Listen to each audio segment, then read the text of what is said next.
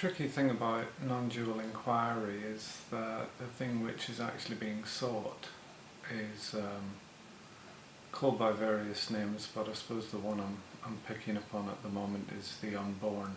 I got that from Zen Master Bankei. Comes from the Buddhist notion that in describing this, it's called by what it isn't: the unborn, uncreated, unformed, unconditioned.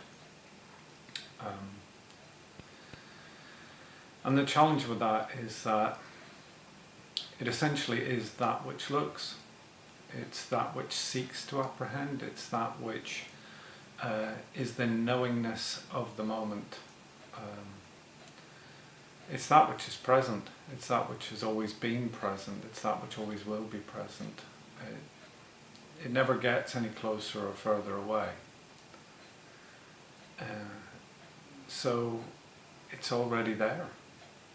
You know, that's the tricky bit. And so any process of seeking, any step we take, that first step moves away from that which is essentially there at the start, which is, as I said, the knowingness of the moment. And it's very difficult to put into words, and I've had several conversations along the lines of, well, you're not really selling this non-duality thing. And I always have to give the same reply. I'm definitely not selling non-duality. I would be very dubious of anyone who did try and sell non-duality, because it's not about gaining anything. It's not going to fix your life. If you feel that non-duality might provide some sort of escape from the difficulties and trials and tribulations of life, you're in a completely the wrong direction. It doesn't work like that, you know. And actually what you're doing is you're trying to pursue this inquiry from a position of self-interest, you know, from trying to improve this human experience. It's kind of a self-defeating object. It's a bit like pulling yourself up by your own bootstraps. It's not possible.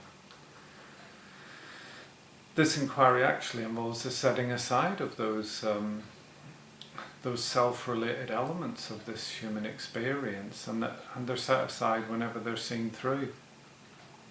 And seeing through them, this is a very arbitrary distinction, but we can either be so engaged in looking that we set aside all previous beliefs, all previously held knowledge, all ideas and concepts that we've been carrying around with us. We set those aside in order to engage with exactly how this appears in the moment. And to work with that, just to work with that, to apprehend that clearly, to see it clearly. And that in itself, that if we bring sufficient, you know, intensity and effort to it, that can dissolve the sense of separation, the sense of self. Or we can look at the elements that comprise the sense of self, which are the beliefs, the ideas, the thoughts, the concepts, all of the things that we identify with, essentially. And we can start to see through those. There can be a loosening of these, because essentially the sense of self is that, you know. There isn't actually a self, really what's there. I mean, for those of you who are coming at this from a Buddhist perspective, it's the first stage of the Paticca Samuppada, and it's the 10th fetter, which is ignorance. And ignorance is really about not seeing how it is. There's a pattern or a habitual structure to the arisings of thought and to the arisings of feelings that create a familiar framework which gives rise to a sense of self. And it's those habits and patterns of thought that ultimately we come to see through. We might call them beliefs or concepts or ideas or whatever, but actually they're sort of habits or patterns of thought. They don't belong to a mind. There is no mind as such. There is just the tendency for these to arise along particular pathways, as it were. But in looking for this, it's all about developing the clarity to see this, and it's a process. It's a process which deepens. So it's not really appropriate to associate awakening with any single event, because what we do when we do that, we create a sense of destination. And we associate that destination with particular teachers. We look at a particular being and consider them to be enlightened or awakened, as if they've reached something, as if they've achieved something or got somewhere. And that's not actually how it works. This is just about clarity. So even the dissolution of the sense of self, which for some people can be marked by kind of a shift in perception. It was in my case. But that's not a destination of any sort. Actually, the spectrum of awakening starts long before that and finishes long after. That might be one event or one insight on that sort of spectrum, but it's not the end of anything. It's not the beginning of anything. It's just part of the ongoing process of seeing clearly that we're all engaged with. And to do that, so when we approach this inquiry, it's important, and this is slightly paradoxical, to take a completely self-reliant attitude. It's fine to respect somebody because you think they're leading a particular lifestyle. I'm not knocking that, I'm not dissing it, and there can be a certain heart opening associated with that might be beneficial, sure. But it's not the case that anybody can transmit or give you truth. It's not a thing. It's not a thing like that. This is just seeing clearly how it is in the moment. So it involves the acquisition of that clarity through practice, through actually looking on your own behalf. The practice of non-dual inquiry is a little bit about learning archaeology. You wouldn't turn up to your first archaeology lecture and expect the lecturer to give you a hoard of coins. They're not going to give you a stack of treasure. They might teach you the tools, tips and techniques and how to understand what you find, but you've got to go and do the digging. Non-dual inquiry works the same way. You're not going to sit at the feet of some teacher and be handed some mystical treasure. That's not how this works. But they might point you in the right direction for your own inquiry, but it's very much your inquiry. And you'll find that when you take ownership of it like that, you'll find that when it's a completely self-directed effort, and the only authority that's necessary within this is that which is seen in the moment, setting aside everything that's come before, just that which is seen in the moment, you'll find that everything has the capacity to teach us. Literally whatever is there in the present moment, if we're open to it, everything becomes our teacher. And that's an important distinction to make.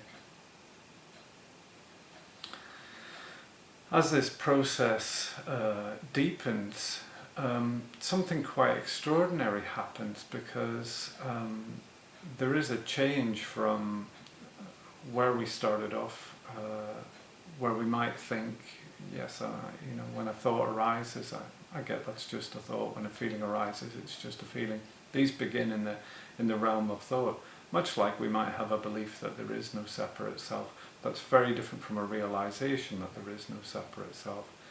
A realization there is no separate self means that is the lived experience.